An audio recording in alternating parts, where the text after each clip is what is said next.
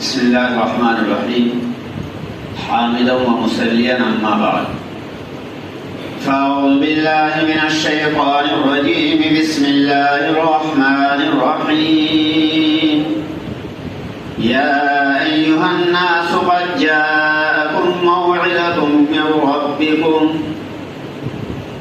وشفاء لما في الصدور صدق اللہ العظیم۔ اتر کر حرا سے سوئے قوم آیا اور ایک نسخہ کیمیا ساتھ لایا۔ وہ زمانے میں معزز تھے مسلمان ہو کر اور ہم خوار ہوئے تارک قرآن ہو کر۔ گرامی قدر حضرات اور برادران اسلام اور عزیز طلبہ، ماشاءاللہ ابھی حافظ محمد اویس حافظ عبدالصمد نے اللہ کا یہ کلام جس کو قرآن مجید اور کلام اللہ اور کلام پاک سے یاد کرتے ہیں، اس نے یہ قرآن حفظ کیا۔ بڑی نعمت ہے اللہ جس کو نواز دے، اس لیے کہ قرآن کا حفظ کرنا، حافظ قرآن ہونا، یہ کوئی معمولی نعمت نہیں، یہ اللہ کا بہت بڑا شکر و احسان ہے۔ ان کے گھر والوں کے لیے بھی مبارک، اس بچے کے لیے بھی مبارک، ان کے اساتذہ کے لیے بھی مبارک، اور خاص طور پر ہمارے محترم مولانا فرمان صاحب مدد ذلہم العالی، جنہوں نے اس کی ابتدا کرائی اور یہاں اس بچے کو پڑھایا، یہ اس مسجد کا بھی طالب علم ہے، یہ ان کی محنتوں کا ثمرہ اور نتیجہ ہے۔ انہوں نے پھر دوسرے مدرسے میں اس کو بھیجا جہاں پر شب و روز یہی سلسلہ ہو۔ بہرحال یہ مولانا کی ایک دیانت داری کی بات ہے، امانت داری کی بات ہے، ورنہ بہت سے اساتذہ یہ سوچتے رہتے ہیں مسجدوں کے اندر کہ یہ بچہ میرے ہی پاس حافظ ہو، یہ بچہ یہیں سے حفظ کر کے جائے۔ ٹھیک ہے، یہ بھی اچھی بات ہے، مگر بہرحال بچوں کا ایک ذہن کھلتا ہے اور اس کے اندر ایک لیاقت، صلاحیت اور استعداد میں اضافہ ہوتا ہے۔ یہ مدارس اسی لیے بنائے گئے ہیں۔ بہرحال یہ بچہ مدرسہ اسلامیہ بستان العلوم میں پڑھ کر آیا اور اس نے حفظ قرآن کیا۔ یہ حفظ قرآن اس کے لیے، اس کے والدین کے لیے، اعزاء اقربا رشتہ داروں کے لیے، سب کے لیے ایک نعمت، پورے مسلمانوں کے لیے ایک نعمت۔ اللہ تبارک و تعالی اس قرآن کو نہ اتارتے، ہمیں ہر طرح کی نعمتیں موجود ہیں، ہر طرح کے قوانین موجود ہیں، ہر طرح کے اصول اور ضابطے موجود ہیں۔ ہمارے گھریلو اور خاندانی اصول اس کے اندر موجود ہیں۔ ہم اپنے گھروں کو کیسے چلائیں، سماج کو کیسے چلائیں، اپنوں کے پاس کیسے بیٹھیں، اعزاء اقربا سے کس طرح ملیں، یہ تمام کی تمام تر چیزیں اس قرآن مجید میں موجود ہیں۔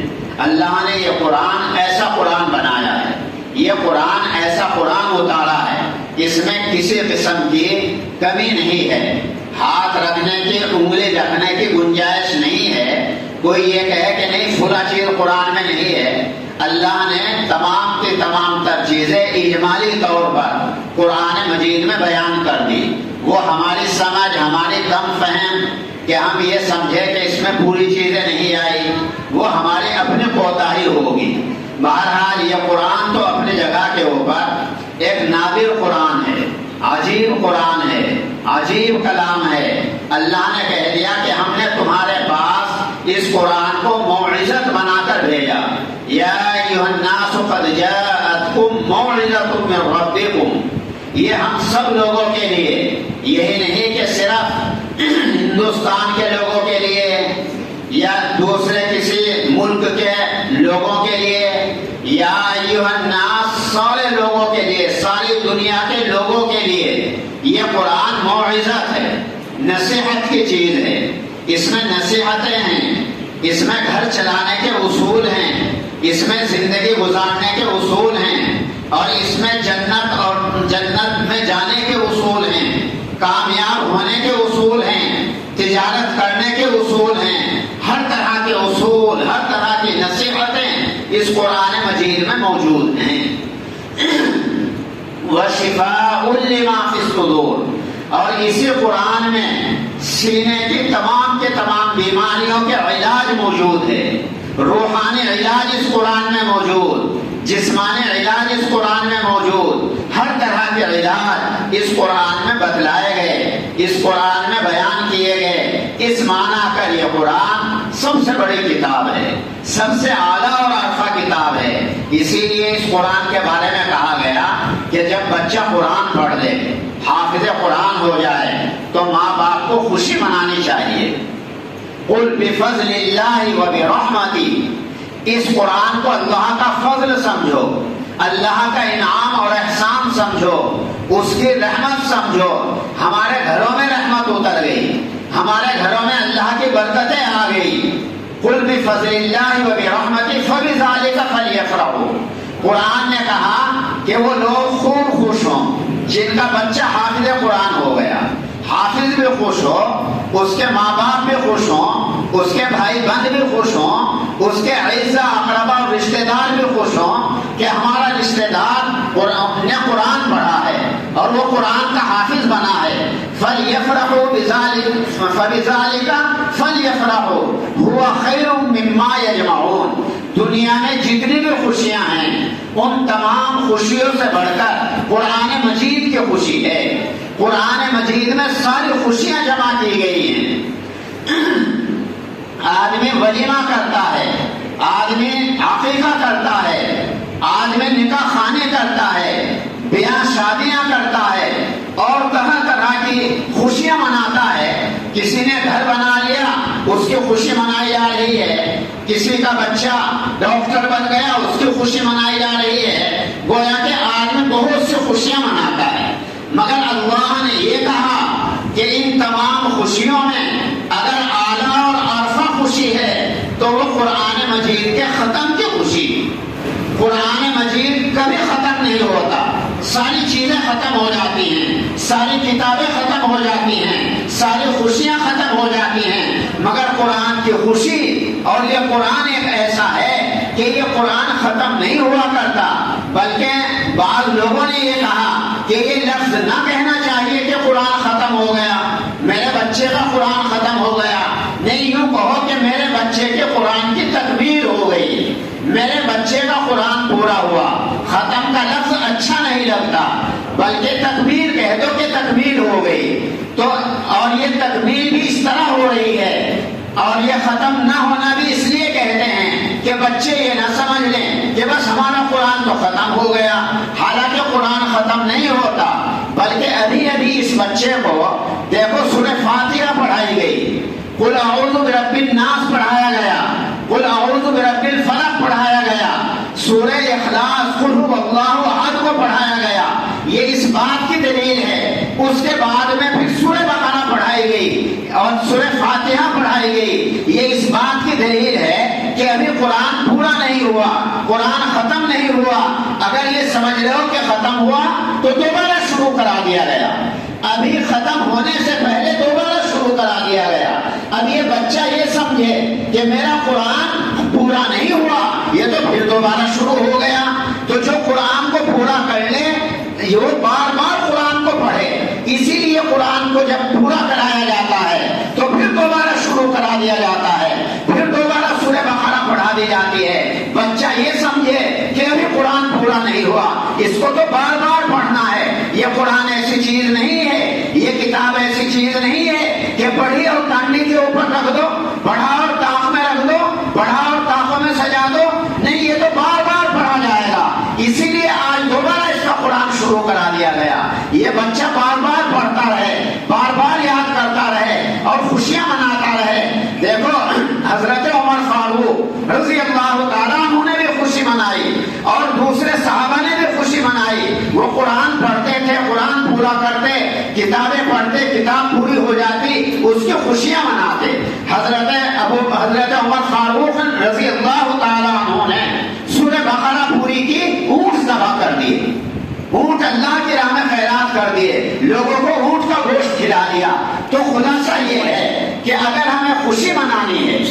اور خوشی کے اوپر اگر حساب نہیں ہے تو قرآن مجید کی خوشی کے اوپر نہیں تو ہم بیاہ شادیوں میں پیسہ خرچ کریں، خوب خرچ کریں، لوگوں کو کھانا کھلائیں اور کیا ہے طرح طرح کے خرافات کریں، طرح طرح کے نشو و نما کریں، تو اس میں جو خرچ ہوگا اس خرچ کے اوپر پوچھ ہوگی، اللہ کے یہاں سوال ہوگا کہ تم نے اتنا پیسہ خرچ کیا، فلاں جگہ کے اوپر خرچ کیا، فلاں محفل اور مجلس میں خرچ کیا، اس کے اوپر پوچھ ہوگی۔ مگر قرآن مجید کے اوپر آپ خرچ کرو، قرآن مجید کی خوشی میں خرچ کرو، اس پر کوئی سوال نہیں ہوگا۔ دیکھو بڑا کیا ہے، بہت بڑا دنیا کے اندر بڑا خزانے والا اور بڑا روپے اور پیسے والا اللہ نے فرعون کو پیدا کیا، اور فرعون کے مقابلے میں اللہ نے کتنا نواز دیا اس کو، مگر اللہ نے قرآن مجید میں فرمایا لا تفرح ان اللہ لا يحب الفرحین، کہ اے قارون تو اس مال کے اوپر خوش نہ ہو، اللہ تعالی اس مال کی خوشی کو پسند نہیں کرتا، یہ مال اللہ کے یہاں کچھ نہیں ہے، اس کی کوئی وقت نہیں ہے۔ ہاں قرآن مجید کے اوپر خوشی مناؤ۔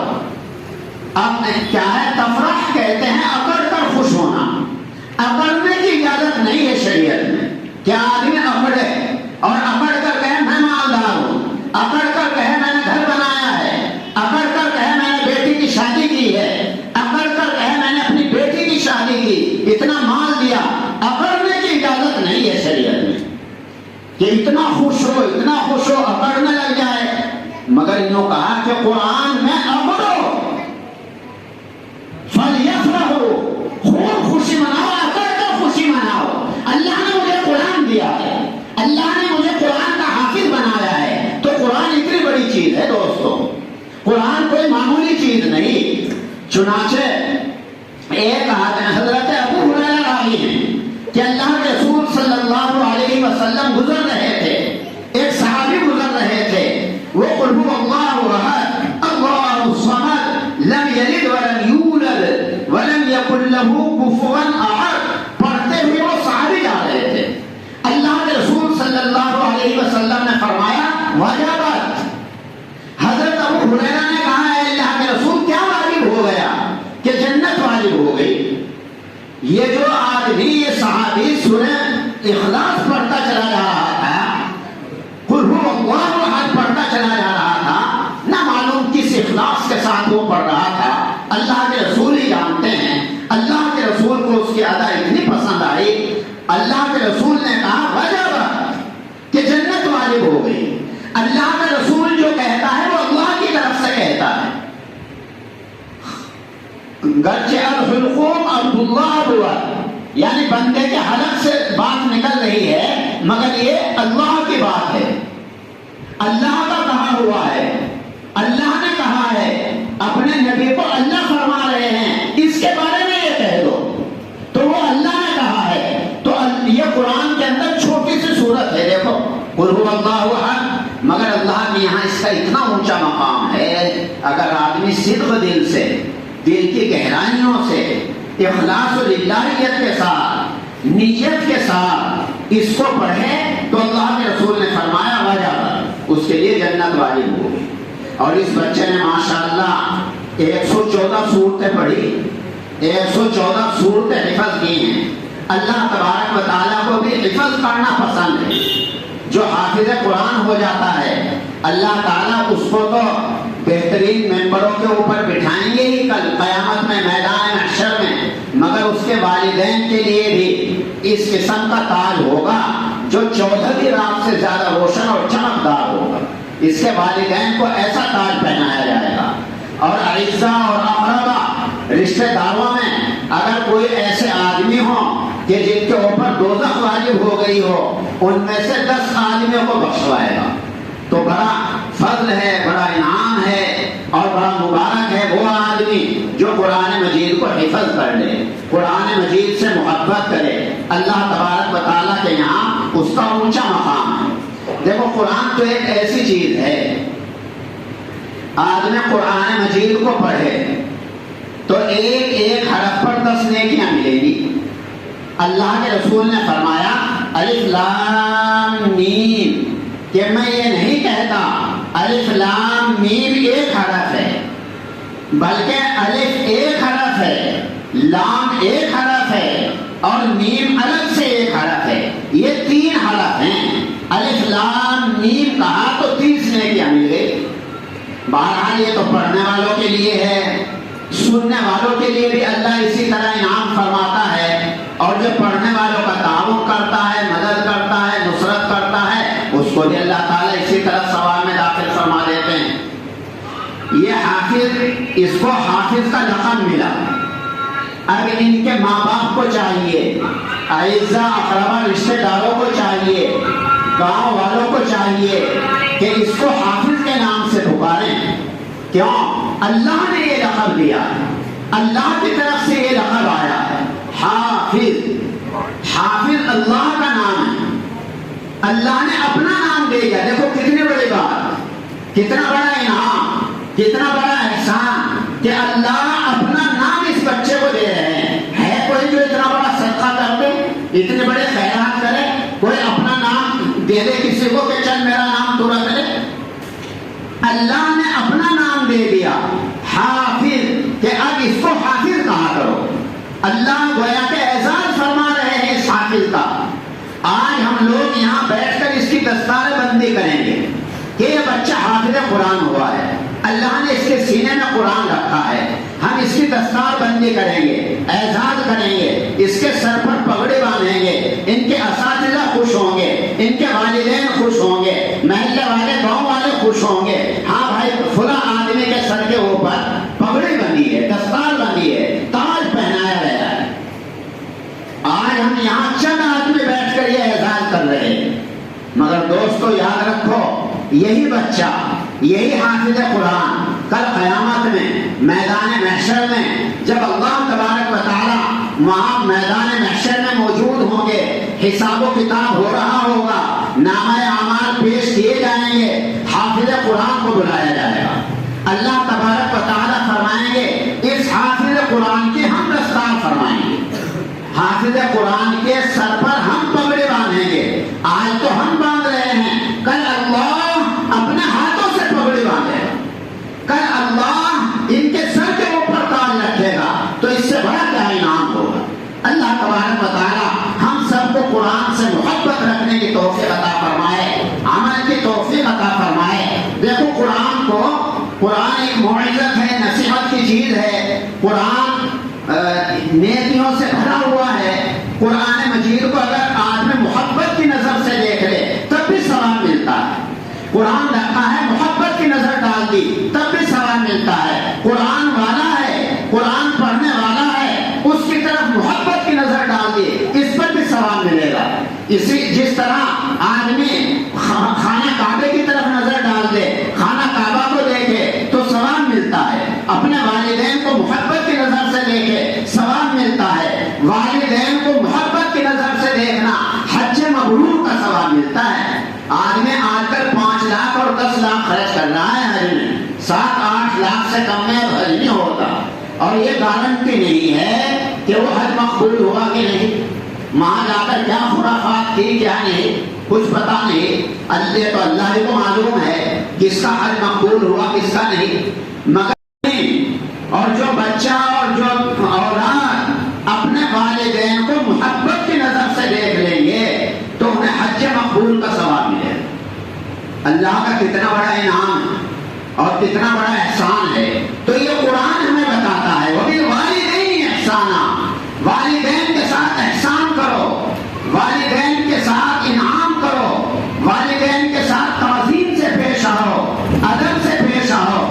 تو یہ قرآن ہی بتاتا ہے۔ جو اس بچے نے قرآن پڑھا ہے، اس بچے نے یہ قرآن حفظ کیا ہے، اس قرآن میں بڑے خزانے ہیں، انمول موتی اس قرآن مجید کے اندر موجود ہیں۔ اس لیے میرے محترم بزرگوں اور دوستوں، اس قرآن کو بھی محبت کی نظر سے دیکھا کرو۔ ہم پڑھنا نہیں جانتے، جو پڑھنا جانتے ہیں وہ تو نور علی نور، قرآن کو دیکھ کر پڑھ لو، قرآن کو حفظ پڑھ لو، ہر طرح ثواب ملتا ہے، مگر بیچارے جو پڑھنا ہی نہیں جانتے.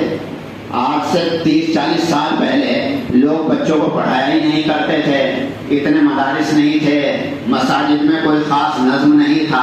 تو بہت سے ہمارے بھائی ایسے ہیں اور ہمارے دوست، ہمارے بزرگ ایسے ہیں کہ وہ قرآن کو پڑھنا ہی نہیں جانتے.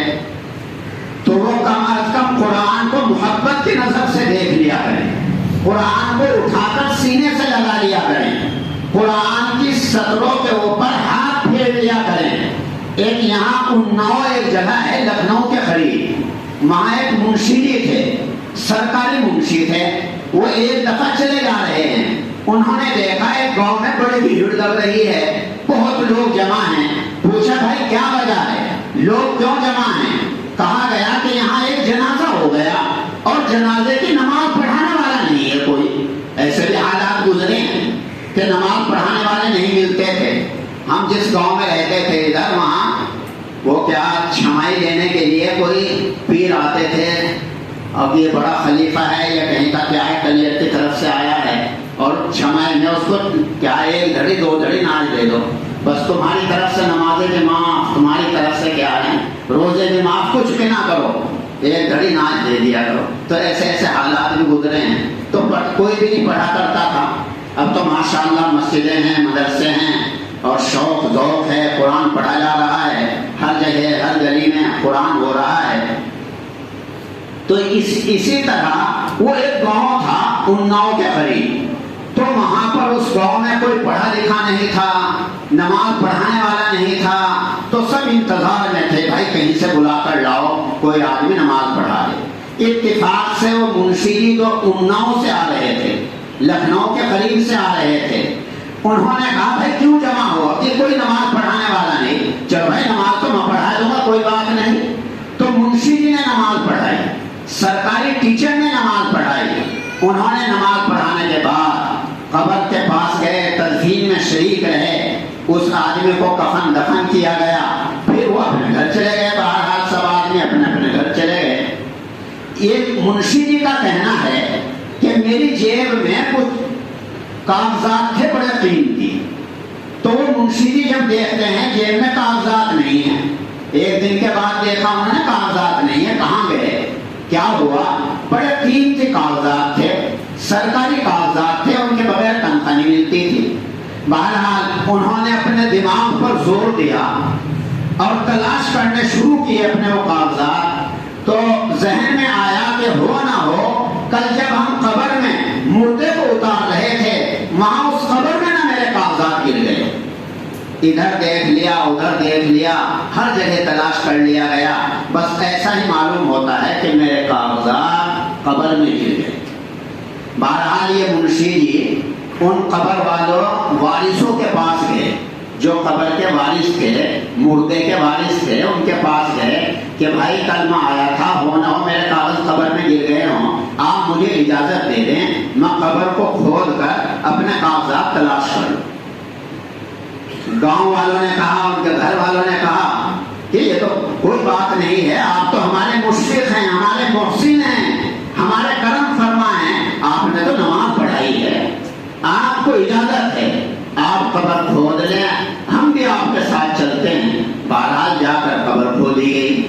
تو منشی جی کا کہنا ہے کہ قبر میں چمن لگا ہوا ہے، قبر گل و گلزار بنی ہوئی ہے، قبر روزہ بنی ہوئی ہے، اور اس میں میرے کاغذات پڑے ہیں.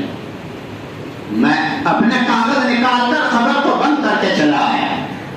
میں نے آ کر لوگوں سے کہا بھائی یوں بتاؤ یہ آدمی کیا عمل کرتا ہے جو اس کی قبر چمنستان بنی ہوئی ہے، ایک ہی دن میں چمن لگ گیا، ایک ہی دن میں گل و گلزار ہو گیا، ایک ہی دن میں گھاس جم گیا، آخر یہ آدمی عمل کیا کرتا ہے؟ لوگوں نے کہا کہ ہمیں تو کچھ پتا نہیں ہے، ہمیں تو یہ شرابی، کبابی، جواری نظر آتا تھا، اس کے علاوہ تو کچھ کرتا نہیں تھا. ہاں اس کی ایک بہن ہے یا اس کی ایک لڑکی ہے، وہ فلاں جگہ رہتی ہے، ان سے معلوم کیا ہے، وہ جانتی ہے اس کے حالات کو. بہرحال اس کی بہن یا لڑکی کے پاس گئے لوگ، وہ منشی جا کر معلوم کیا کہ یہ بتلاؤ یہ تمہارے ابا جان کیا کام کرتے تھے، کون سا عمل کرتے تھے جو آج ان کی قبر میں چمنستان لگا ہوا ہے؟ اس لڑکی نے کہا کہ ویسے تو کوئی بڑا عمل نہیں کرتے تھے، یہ بھی شراب بھی پیتے تھے، دوسرے کام بھی لہو لعب اور لغویات کام بہت کرتے تھے، ہاں البتہ میرے ابا ایک کام کرتے تھے، روزانہ صبح کو اٹھتے، وضو بناتے اور قرآن لے کر بیٹھ جاتے اور قرآن کے سطروں کے اوپر اپنی انگلی پھیرتے اور یہ کہتے اللہ نے یہ بھی صحیح کہا، اللہ نے یہ بھی صحیح کہا، اللہ نے یہ بھی صحیح کہا، گویا کہ تعریف کر رہے ہیں اللہ کے کلام کی کہ اللہ کا کلام بڑا سچا ہے، اللہ کے کلام میں بہت کچھ موجود ہے، وہ یہ کہنا چاہتے تھے۔ بس منشی جی نے کہا کہ اچھا ٹھیک ہے کوئی بات نہیں۔ منشی جی کے پیر تھے حضرت فضل الرحمان گنج مراد آبادی، گنج شکر مراد آبادی، فضل الرحمان، وہ ان کے پاس گئے، جا کر کہا کہ آج ایسا ایسا واقعہ ہوا ہے، ایک قبر میں چمنستان لگا ہوا ہے، کیا بات ہے؟ تو ان کے پیر نے یوں کہا، فضل الرحمان گنج مراد آبادی نے یہ کہا کہ دیکھو اس آدمی کو قرآن سے محبت تھی، اس محبت کی وجہ سے اللہ نے اس کے قبر کو چمنستان بنا دیا۔ تو دوستو قرآن بڑی چیز ہے، محبت کی چیز ہے، اس سے محبت کی جائے اور اللہ تبارک و تعالیٰ کی تو ادائیں ہیں، اسے کیا ادا پسند آ جائے، کس کی کیا ادا پسند آ جائے، تو قرآن کی محبت کی ادا پسند آ گئی اور اللہ نے قبر کو روزہ بنا دیا، روزہ تو من ریاض الجنہ، ایک باغ بنا دیا